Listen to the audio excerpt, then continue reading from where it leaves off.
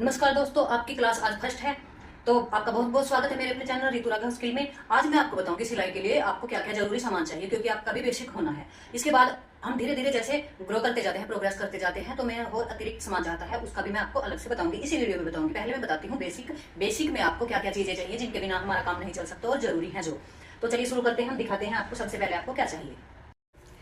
देखिए, अगर आप सिलाई सीखना चाहते हैं तो सबसे पहले आप सामान में लीजिए एक डायरी और पेन, क्योंकि बाद में आप जब एक्सपर्ट हो जाओगे तो आप इतने ज्यादा एक्सपर्ट हो जाओगे कुछ भी आपको लिखने की जरूरत नहीं पड़ेगी। ये हमारा सामान हुआ।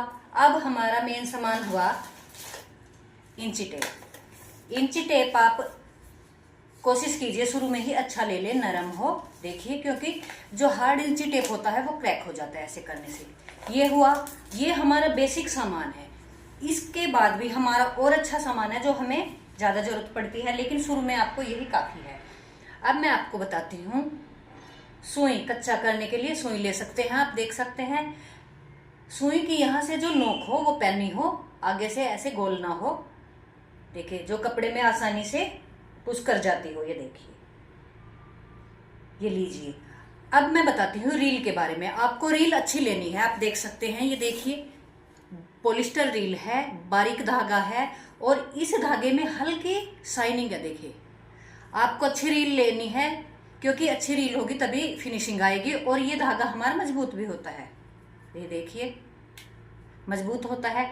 एक रील हमारी आती है, ये देखिए, इसका धागा होता है, आप देख सकते हैं, खुरदुरा धागा होता है ये।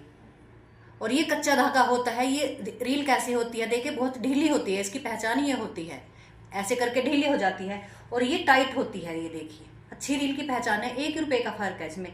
रील अच्छी लीजिए, ये समझ में आया होगा आपका। और ये टूटती भी जल्दी है। देखिए, आपको बार बार धागा टूटेगा तो आपको समस्या होगी।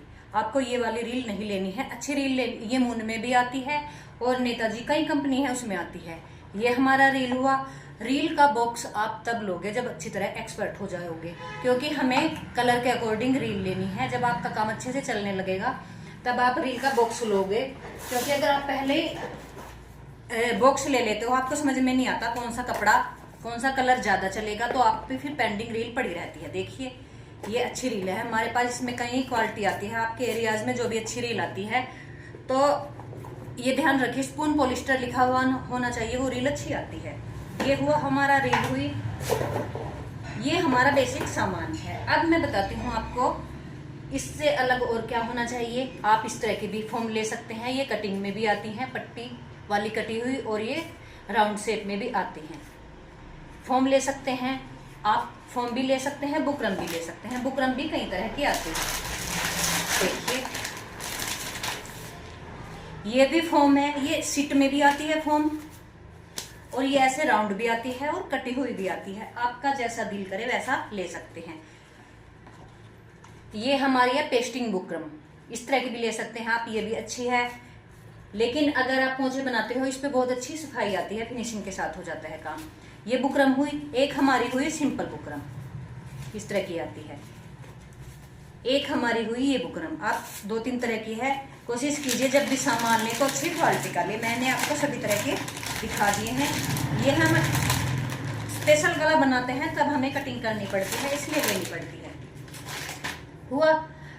इस तरह की आप पेंसिल ले सकते हैं, क्योंकि हमारे चाक जो होते हैं अगर अच्छी क्वालिटी के ना हो, जरूरी तो नहीं हर कोई बच्ची या बच्चा शहर से ही हो, उसके आसपास हल्का सामान भी मिलता है। चाक आप अच्छी क्वालिटी के लीजिए। चाक लेंगे, पूरी डब्बी ले लीजिए, सस्ती ही आती है, 10-15 रुपए की आती है। आप ये वाली पेंसिल भी ले सकते हैं, इससे बाद में निशान भी छूट जाता है। ये देखिए, जैसी मैंने ले रखी है, 50-60 की आती है ये डब्बी। ये शॉर्ट साइज में भी आती है, ये ले सकते हैं। अब मैं आपको बताती हूँ गले। गले हम ज्यादातर मैं लेती हूँ इसी तरह के। ये अलग अलग शेप में आते हैं। देखिए, गोल, राउंड, ये यू शेप में है, और ये सस्ते पड़ते हैं बुकरम की अपेक्षा। बुकरम में हमें काटना पड़ता है, इसमें हमें कटिंग नहीं करनी पड़ती। देखिए, आप इस तरह के गले भी ले सकते हैं। चेन ले सकते हैं आप। कई बार चेन लगानी पड़ती है पैंट के बराबर में या और कहीं, तो उसके लिए आप चेन लेंगे। लेकिन वो भी जब हम कपड़ा आएगा हमारे पास, जैसा कपड़ा आएगा उसी के अकॉर्डिंग हम चेन लेंगे, पहले नहीं लेंगे। मेन तो पहले हम इंची टेप लेंगे, डायरी लेंगे, पेन लेंगे और रील साथ के साथ लेते रहेंगे। हाथ की सुई लेंगे और हम लेंगे मशीन की सुई। कोशिश कीजिए मशीन की सुई आप इकट्ठा ही मंगा लीजिए। ये देखिए इस तरह का हम लेंगे, टिच बटन लेंगे। ये आप हल्के में ना लो, अच्छे में लो, क्योंकि बार बार धुलने के बाद ये जर जाते हैं, इस पे जर चढ़ जाता है। तो ये आप ये लेंगे, ये भी हमारे काम आएगा। स्ट्रिप पे ये लगाने पड़ते हैं। ये हमारी सुई है। सुई आप ऑर्गन की ले, ऑर्गन की अच्छी सुई आती है, ऑर्गन की सुई ले। सुई ले 16 नंबर की और 14 नंबर की, जो मैं ज़्यादातर यूज करती हूँ। अब मैं बताती हूँ आपको हुक। आप हुक ले सकते हैं। देखिए एक हुक हमारा ये आता है और एक हुक हमारा आता है ये। शुरुआत में आप इससे भी काम चला सकते हो, बाद में ये भी काम आने वाली चीज है, क्योंकि जहाँ पे चेन होती है मैं वहां पे ये हुक लगा देती हूँ, तो वहां से चेन हमारी खराब नहीं होती। आप ये ले सकते हो। अब मैं बताती हूँ, अगर आपके पास आपने इंटरलॉक मशीन से काम सीखा हुआ है तो ये भी आपके काम आने वाली चीज है, जिनसे आप इंटरलॉक करते हो। देखिए कुछ चीजें हैं जो बाद में काम आएंगी, बहुत अच्छा एक्सपर्ट होने के बाद। ये रील सील टेप है, जिस कपड़े का फ्लो ज्यादा होता है, जैसे ऐसे ढलका हुआ, उस पे मैं बराबर में चाक में लगाती हूँ, तो उससे बहुत अच्छी फिनिशिंग आती है, सूट अच्छा बनता है। इलास्टिक लीजिए, इलास्टिक आप अच्छी क्वालिटी की लीजिए। कुछ इलास्टिक हमारी ऐसी होती है वो कुछ दिनों बाद क्रैक हो जाती है यहाँ से, तो इलास्टिक आप अच्छी कंपनी के लें। अच्छा अब हम लेते हैं सेब पट्टी। पैंट के लिए आप ये सेब पट्टी ले सकते हैं। इतना ज्यादा महंगा सामान मैंने आपको कुछ भी नहीं बताया है, मेन सामान बताया है।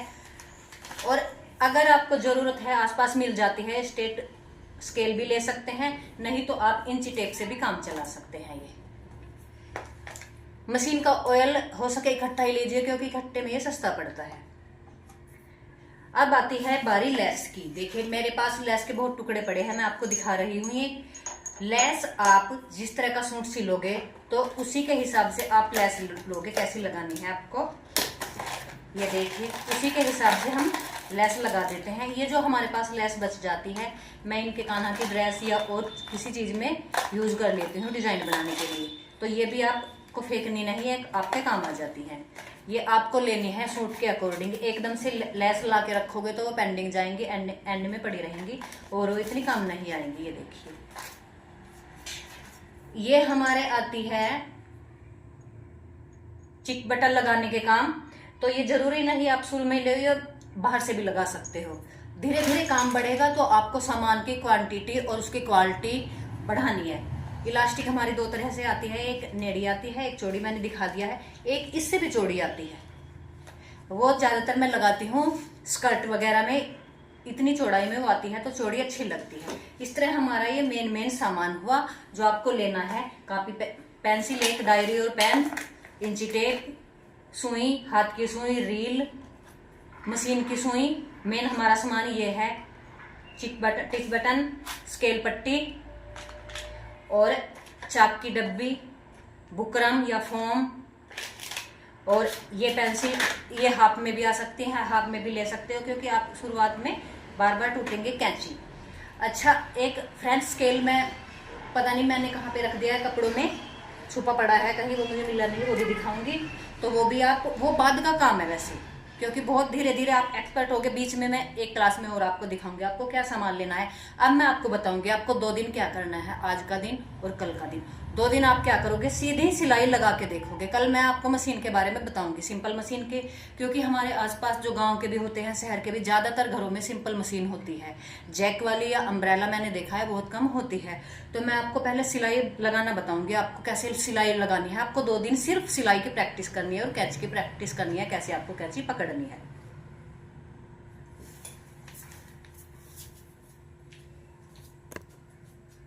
देखिए 2 दिन आपको क्या काम करना है, मैं ये आपको बताती हूँ।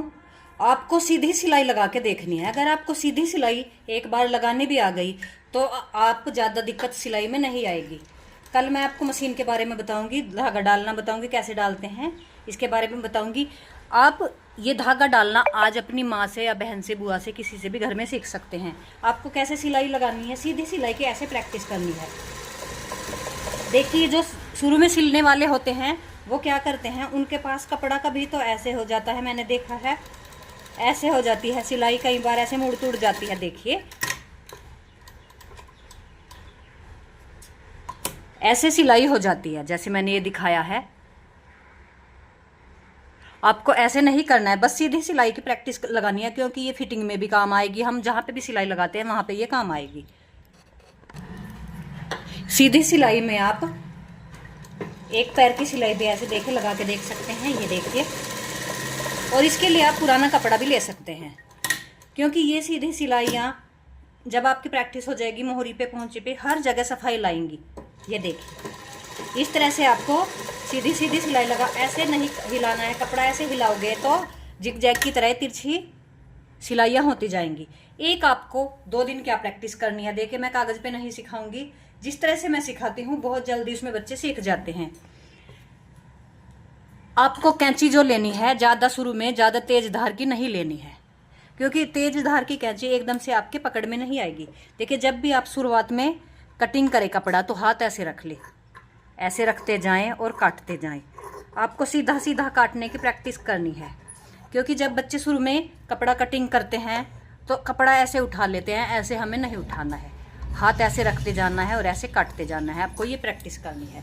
ये आपको ये दोनों ही काम आप पुराने कपड़ों पे कर सकते हैं। तो कल तक के लिए विदा चाहूँगी, कल फिर दोबारा मिलूँगी नई क्लास में। Thank you for watching. Sorry कुछ सामान मैं भूल गई थी। ये हमारा है पेस्टिंग पेपर, आप ये भी ले सकते हैं, लेकिन ये बाद में काम आएगा, अभी इतनी जल्दी ये काम आने वाला नहीं है। इसी तरह ये नेट आती है जब हम लहंगा वगैरह बनाते हैं या गाउन बनाते हैं, तब ये काम आती है। ये भी आपका बाद में आने वाला काम है। शुरुआत में आप जो मैंने बताया वो लेना है। हाँ, एक पेंचकस आपको जरूर लेना है, क्योंकि बार बार किसी से मांगना ना पड़े।